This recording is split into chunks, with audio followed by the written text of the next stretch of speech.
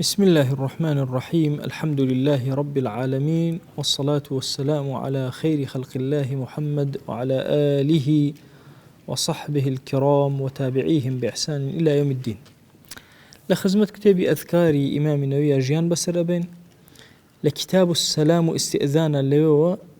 لخزمتين باسي درس كاني بيشو فضلي سلام ما نكرت أم درس باسي كيفية السلام شون السلام كان ليكتري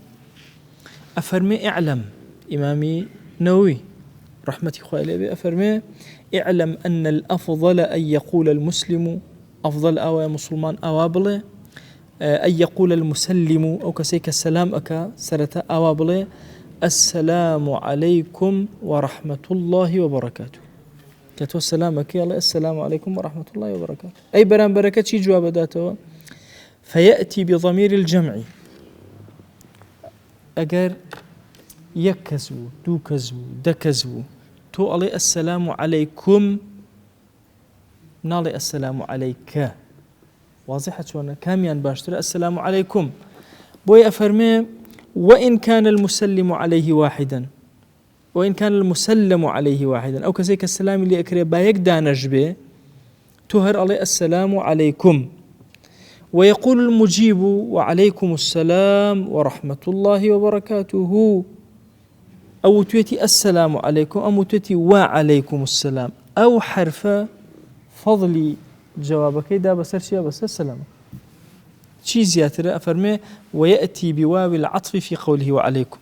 أو واو طبعا أجر كسيوتي السلام عليكم تقولي وعليكم السلام ورحمة الله باشا أجروتي السلام عليكم ورحمة الله عليه وعليكم السلام ورحمة الله وبركاته. ها كلمة بوزياتها. أجروتي السلام عليكم ورحمة الله وبركاته من شي بلهم وعليكم السلام بوا وزيادة تفضل لو قرتر. سلاتان واضحة سونا أوا وزور مهمة من الله وعليكم السلام هما أوا حسايب وناك. بابا ما هو الرواية كان باسكين. واضحة سونا بس أكمل لما زي بخمانته وبركاته وقنا الروايات من هي ورضوان ومغفرة سباسيانك مثلا لا واضحة شونا أو وقت يخوش الشيخ الليري خومان امتحاني خلشي أكل مثلا آياتي شيء هنا أبو المنى واتقوا يوما ترجعون إلى الله أي أدبهم تفسير كسكش أي لخواب ترسم معنا أي أواوا دخيري هي بأواوا بعد ذاك كدخيري هي لقرآن أمش أواي واوك كم نية ها واوك حرفك زياد كردوه هم حرفكش قوة أدابة معناه كيتو راستخوسي أبي كلمة كانتو بهستر أبي فحيوا بأحسن منها كوابو أو كاتتو جوان ترجوا بالداود الله انت وممن نص على أن الأفضل في المبتدئ أن يقول السلام عليكم ورحمة الله وبركاته أفرمي كي بدق وتويتي لمذهبي خومانا كوتويتي يكم كس كدس بيكالي السلام عليكم ورحمة الله وبركاته أم شوار كلمة على الإمام أقضى القضاة قاضي تريني قاضي كان كأبو الحسن ماوردي لكتاب حاوية ويفرموا والإمام أبو سعد المتولي من أصحابنا في كتاب صلاة الجمعة وغيرهما لا يوتيان لصلاة الجمعة ولا غير أو أنا وغيرهما يعني غير أو دوانج لعلماء خومان وتويتي ودليله دليل شيء لسر أما أو تلا مسند دارميات وأبي داود الترمذي عمران كر حسين رضي الله تعالى عنهما قال جاء رجل إلى النبي صلى الله عليه وسلم فقال السلام عليكم فرد عليه جواب يا وبيغمر جان صلى الله عليه وسلم دانشت فقال النبي صلى الله عليه وسلم 10 ده خيري برد ثم جاء آخر فقال السلام عليكم ورحمة الله كسي دوم هات وتي السلام عليكم ورحمة الله كلميك زياكر جواب داو بيغمر صلى الله عليه وسلم دانش فرمي 20 بيس خيري برد ثم جاء آخر فقال السلام عليكم ورحمة الله وبركاته جواب داو فجلس كابر دانش فرمي 30 سي فليبر كابو تنها تصور كان لقيامتها لو أشياء بويك درجة بويك خير شي بأسمنا جاري وتوتو عليكم السلام ورحمة الله وبركاته سي خير أشياء سر ميزاني حسنات وهندي ألفاظ هيك إما بكاري أنا هني زور أجري أنا سروي زور فضل بومن دستبر أبي بهويانو للروايتك فرمي كسيقوتي السلام عليكم ورحمة الله وبركاته ومغفرته فرمي 40 ورتشلي ونسر أفرمي روايتي اكترمان هي لابن السني هاتوا أو روايتي معاذ كري أنسك أو زياديه هنا ومغفرته روايتي اكترمان هي لابن السني إسنادك ضعف كتير الشيخ فرمي أنسي كري مالك وفرمي بيابك هاد بلاي في غمرة صلى الله عليه وسلم يرعى دواب أصحابه أتوشي أكر شواني بو رفيق كان يكر شوان بو هر أي خو هرسم بو شواني بالرفيق كان يذكر دبين واني أوج بينهم ويأبم لقى الخومة أي برد كأتشو خزمة بيغمر صلى الله عليه وسلم السلام عليك يا رسول الله فيقول له النبي وعليك السلام ورحمة الله وبركاته ومغفرته ورضوانه أو جواب داو فقيل يا رسول الله تسلم على هذا سلاما لا تسلم على أحد من أصحابك صلاة أنبياء وزور عجائب لخلق جواز سره هم يهتوى بركاته أروي أم ومغفرته ورضوانه شيب وزيادة كي فرموي خوشويستي دل صلى الله عليه وآله وسلم وما يمنعني من ذلك وهو ينصرف بأجر 19 رجلا لبروي مرمالاتي زياتر لدا باشا كسي لقل خويا هنا أجري هاولا كان شي همو بكولي أموه بوي أو جوابي أدمو طبعا هانداني شي تياي فرماشتا قلت شي ضعفي شي تياي هانداني تياي بو كسيكا كاري مسلمان كان يترك جاري وهي إيشيك خود الروي باش هي يكي كتير لقل خوما جيبت كم قيسيك بس السيري استما كان أم موبايل وشتو أنا جاران كسي بويتي أتشم بو بغا بانجام مال نامان بو أنا يعني أم نامان ما بو بغين تصورك يعني استأوى بوشي وازا ما مالي لقلاء أكري مثلا كزيوان ناداتي بالرواء كان أو أنت فضيلته لم دينا أو كو أكيتو بدورو بريخوتا يتصورناك يعني تو ورا إيشي مسلمان الرابر رنا زانا شأجرو فضيلتك دسك جاران كسي أجر مثلا بشوية بوشار أزان شان خلق أشوى ماليان أو أي أوم بوبين أو أي أوم بوبين هي همو يعني إيه هنا وهاتو شأجرو فضلك دسك وكذا خوي هر شيء هي همو يعني جاب جيك قال أصحابي مذهبي إيما مذهبي إمام الشافعي فرميانا إن قال المبتدئ السلام عليكم حصل السلام بس أمن بلي السلام عليكم الصلاة وكالتواب وإن قال السلام عليك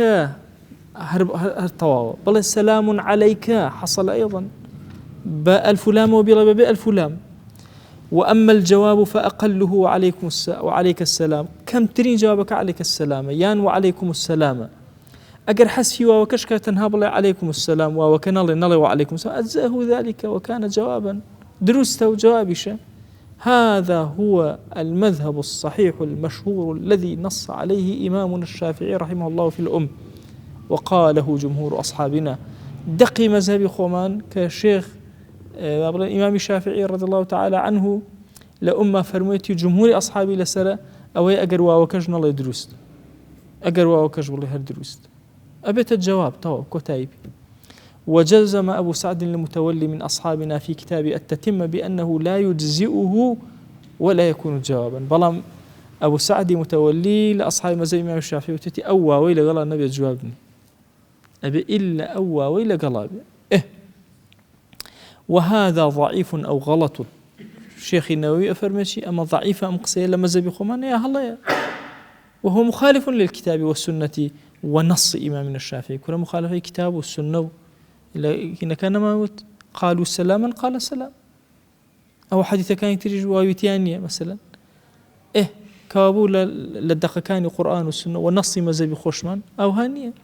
كابو أكري بالله غلطة بعالمك جوري وكو بسعدي متولج وهاي فرموبي هذه الكتابات شون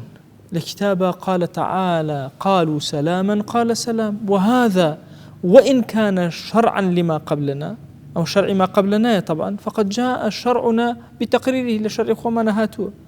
يا حديث أبو هريرة كلا بيشترى باس ما كردوا جواب ملائكة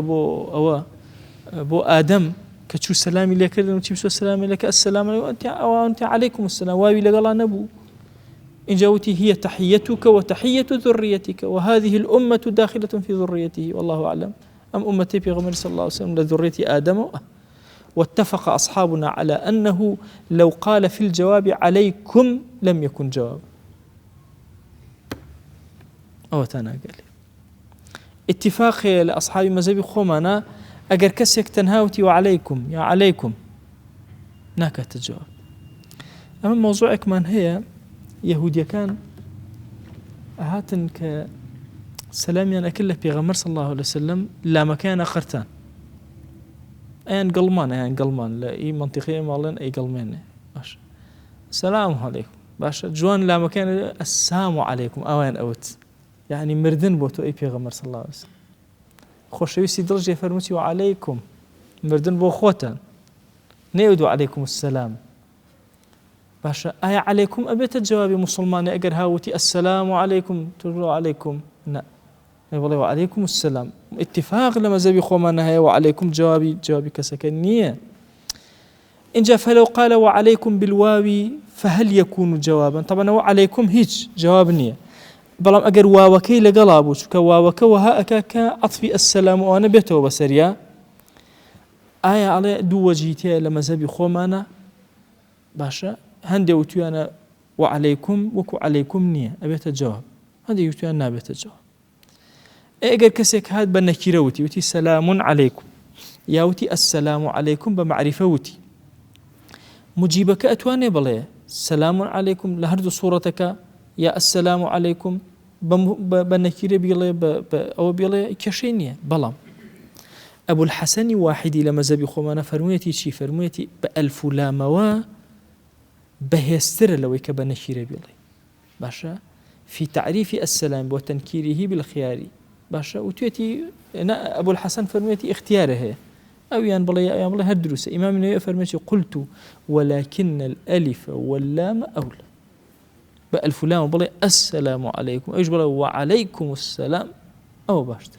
فضيلة حتى أجر أوتي السلام عليكم بنكيرة توملي وعليكم السلام باشا بلا وعليكم السلام باشا أو أولاتر أو فضيلتي قورتر وشاكتر كوابو لجواب حد إمكان وكبله والجواب دبو برامبر كدابته وفضل وأجرك الدسكوت بمعرفة بله بنكيرة مله حتى تواند ورحمة الله وبركاته ومغفرته ورضوانه إنسان أجري دسك فضيلتي دسك كوتاي أما بشيرك يكتمو بجرمون لديك ملايتي أكر حجك السلام يكر أو السلام عليكم ورحمة الله يعني سرچاو